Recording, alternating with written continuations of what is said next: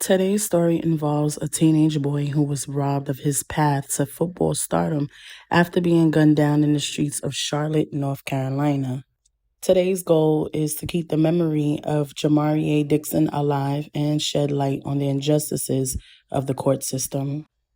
Familia, let's gather around this kitchen table. We gotta talk.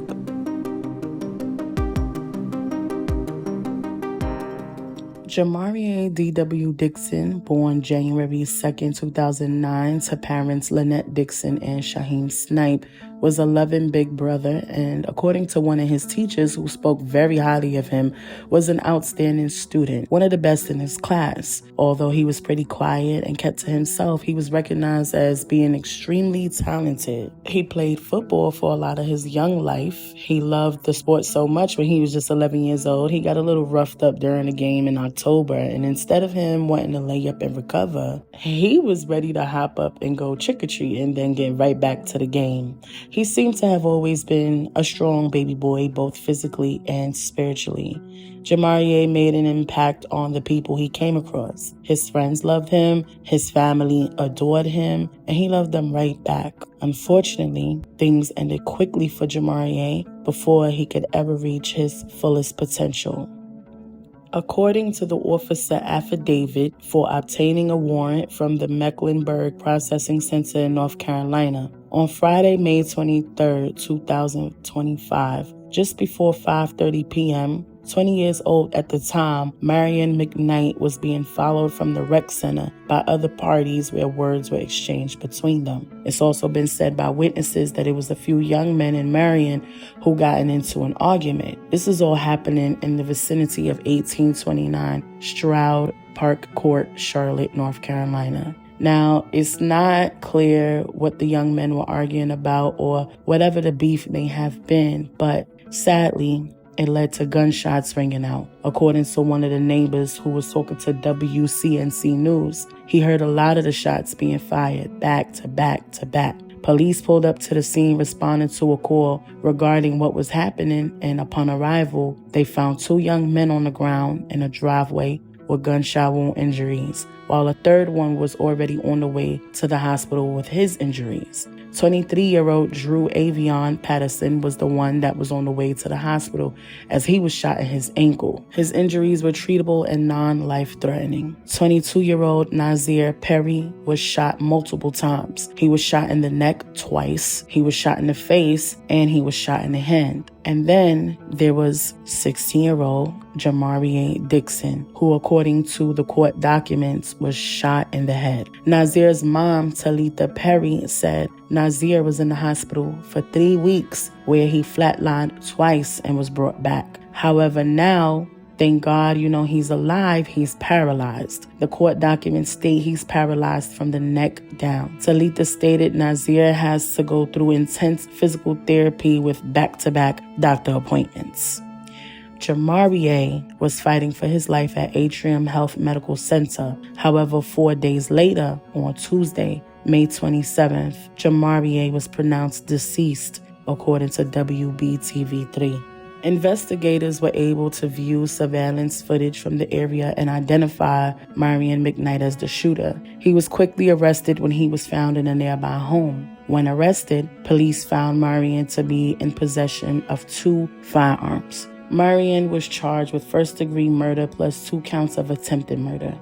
According to court documents, the charges initially didn't carry a bond. However, in November 2025, Judge Daniel Cunert granted Marion a $100,000 secured bond, $50,000 for the murder of Jamariaye, and $50,000 for Nazir and Drew Avion combined. This bond was secured despite the prosecution arguing against it, and even after the judge viewed the surveillance of Marion committing this heinous, callous crime. The pre-trial release conditions stated if Marion were to post the bond in full or through a bail bonding agent, then he would have had to be on an electric monitor, reside with his mom. He was restricted to traveling within a 1-mile radius of his mother's house and could only leave the house to go to work, church, medical appointments, attorney visits, court dates, and/or school. He was restricted from using social media and prohibited from being in possession of or around firearms.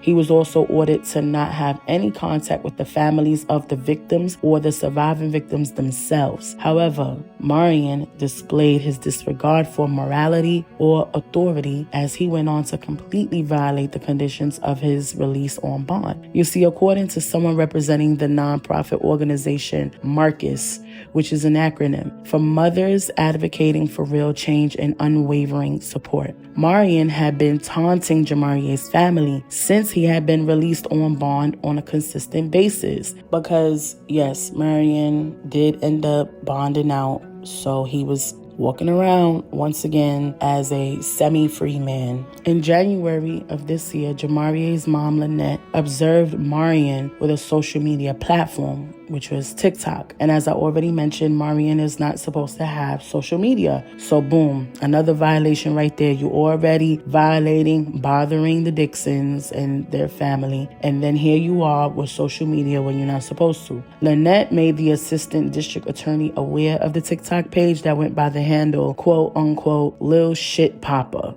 The ADA confirmed the account was created on January 27th, 2026, and informed Detective S. Lewis of CMPD of the account. On this account, you could see Marian just sitting up, flexing, posing like he had no kids in the world. Like he wasn't fazed at all by literally taking a 16-year-old boy's life, paralyzing another, and injuring another. Detective Lewis saw the account and made the state aware of this account, and initially it was public, but on February 10th of this year, Marian made the page private, which it really didn't matter. The account existed and it wasn't supposed to. As of today, while I'm covering this story, the page no longer exists, but the authorities were already made privy to the page. On top of all that, Marian violated the distance restrictions and he was showing up late to court dates and, just wilding, doing whatever he wanted to do. So the Mecklenburg County Court scheduled a bond revocation for all of Marian's violations. And Marian appeared at court, but he wasn't the only one at that court hearing. Jamariaye's dad, 47-year-old Shaheem Snipe, caught up with Marian just before going into the courtroom and pounced on him.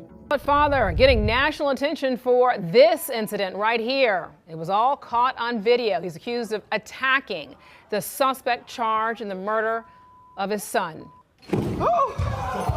The man on the attack in this video is Shaheem Snipe, and all those punches and kicks are directed at Marion McKnight, who's accused of shooting and killing Shaheem's 16-year-old son, Jamariaye Dixon, last year in Charlotte.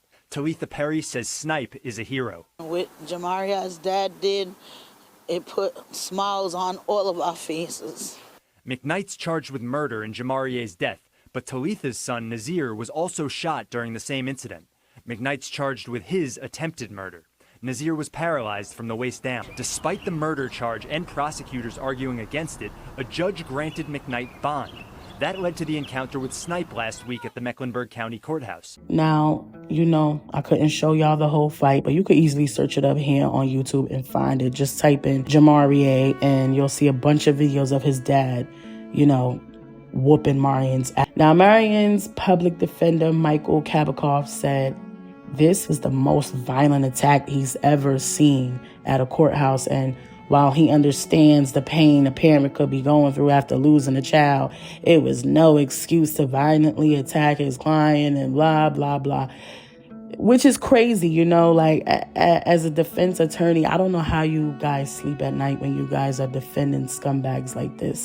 And then on top of that, went on to try to defend Marian, saying that Marian was shooting in self-defense. He tried to argue this in one of the earlier court hearings, but that did not fly in court, thankfully. At least that. Anyway, Marian had to go to the hospital after the attack, and his bond revocation hearing has been pushed back. Shaheem was apprehended at the courthouse and received a misdemeanor charge for assault, inflicting serious injury. According to People.com, Shaheem was released later that same day on a $1,000 bond. Talitha Perry, Nazir's mom, said Shaheem is a hero for what he did. She said her life has drastically changed and her son's days are now filled with doctor's appointments, physical therapy, nurse visits. She said she relives this tragic event every single day and she cries every single night.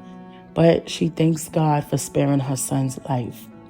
Now, mind you, Jamariae's mom, Lynette, actually woke something up about Marion and the incompetence of the justice system. You see, she had written a public post on Facebook asking for help from the Charlotte news channels, bringing attention to how Marion was apparently already outside with a pending gun charge because he was involved in a shooting where he allegedly shot a young man named Tyler Anderson on July 27, 2024, who was only 15 years old at the time. Allegedly, after the shooting, Marion had removed all the cameras from Tyler's home and left him there for dead, then tried to claim that the shooting was an accident. She said, given the severity of the charges and Marion's no history of violence, their community is struggling to understand how such a low bond amount was considered appropriate in this case for Jamariae.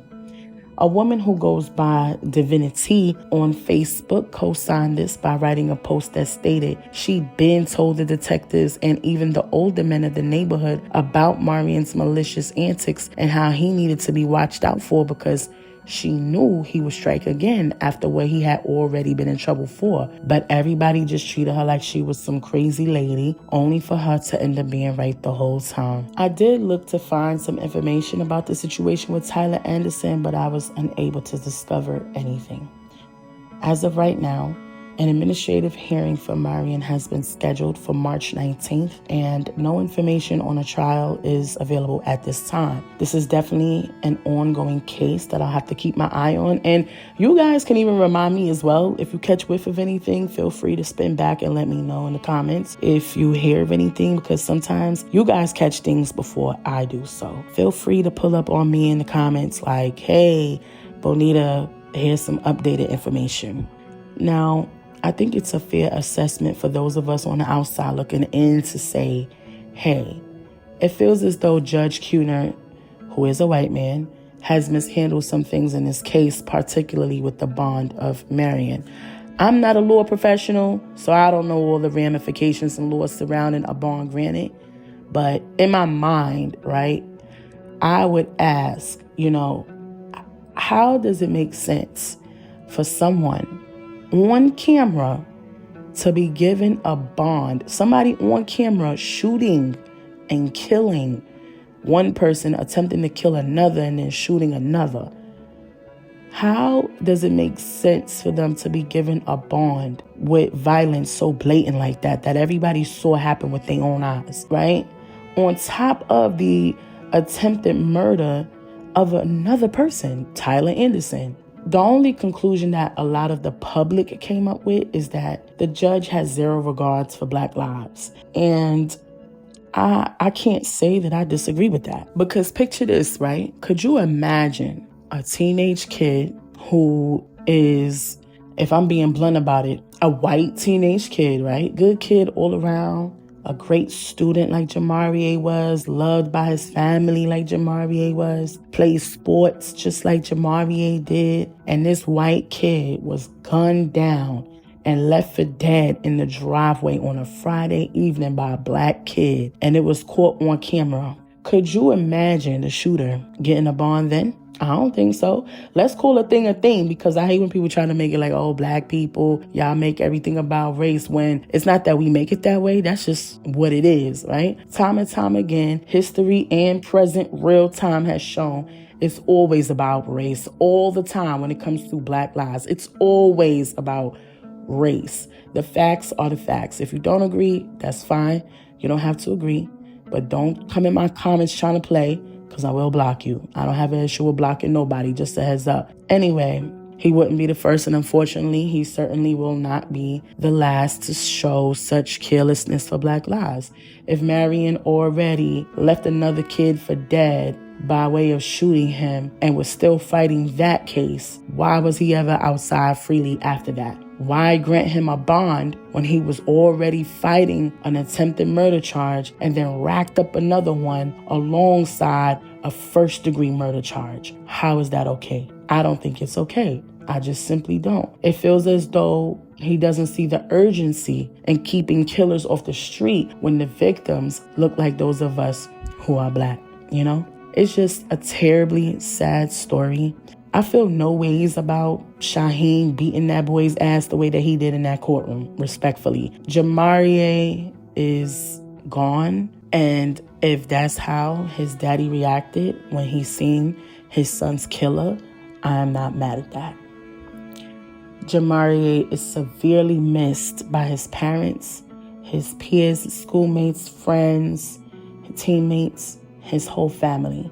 His younger siblings even wrote him letters, which I think was wonderful for their mom, Lynette, to encourage them to do, as it allows them to have a healthy outlet to mourn their big brother. And if it's one thing that I know is the never-ending pain of losing a sibling. My heart and deepest condolences goes out to Jamariaye's entire network of loved ones, especially his parents and his siblings. I truly pray that justice is brought to this family because it's only right. Rest in peace, Jamariyaye Dixon.